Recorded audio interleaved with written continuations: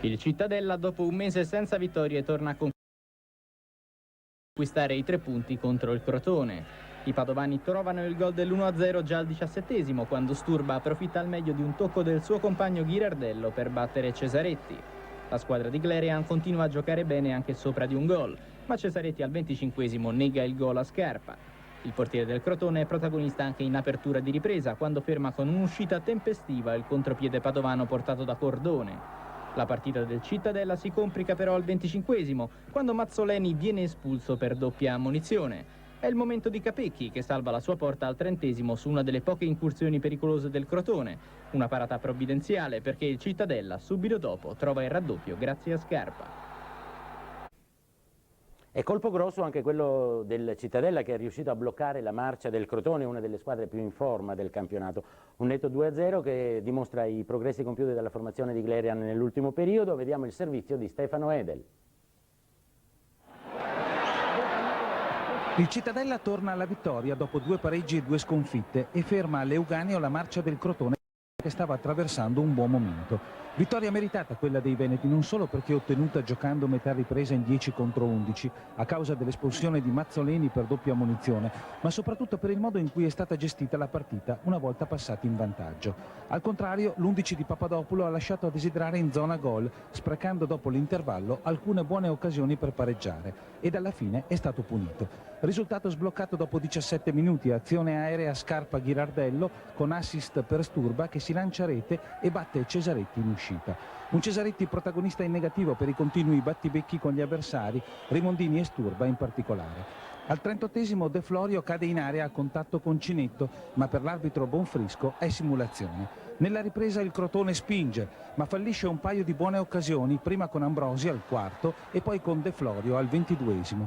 Il Cittadella al 24esimo resta in 10, soffre e al 31esimo ringrazia Capecchi, bravissimo a respingere una staffetta. Ma è Scarpa al 33esimo su cross di Giacomin a inventarsi una grande girata al volo che sorprende Cesaretti e mette i sigilli definitivi al successo dei Granata. Nel finale Ambrosi sbaglia il possibile 2-1 per la rabbia dei quasi 800 tifosi calabresi al seguito dell'11 di Papadopoulo. Glerian però rimane coi piedi per terra, sentiamo. È una classifica che torna ad essere anche più tranquilla, che dà respiro, soprattutto in prospettiva. Questo Cittadella può cominciare a credere in qualcosina di più, che non sia solo la salvezza. No, ma non mi piace questi discorsi, perché poi alla fine si perde una partita e si finisce per parlare di retrocessione, di parlare già di difficoltà, e invece dobbiamo essere un poco più sereni tutti quanti, guardare quella che è la realtà ci dice che il campionato finisce a giugno, e così come è stato l'anno scorso, che lo abbiamo vinto all'ultimo secondo, perciò adesso è inutile fare tante parole che non servono a niente, bisogna che noi lavoriamo e che guardiamo domenicalmente ai nostri errori, alle cose positive, noi soprattutto che lavoriamo ai nostri errori per poterci migliorare. Meritata contro il lanciatissimo Crotone dopo una settimana ricca di polemiche, ce ne parla Simonetta Zanetti. 2 ruggiti, imponenti ed imperativi, contro le polemiche e contro le crisi vere o presunte. 2 saette che squarciano il cielo cupo che nelle ultime settimane ha oppresso il Cittadella e riportano il sereno in casa Granata.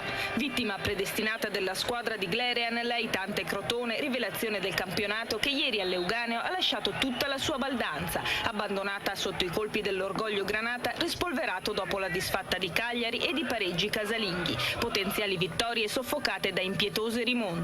Grande cuore Granata dunque, un cuore che si alimenta dell'agilità di Sturba, ennesima rivelazione della fucina cittadellese, protagonista del vantaggio, e della freddezza di Scarpa, sempre pronto a togliere le castagne dal fuoco nei momenti difficili.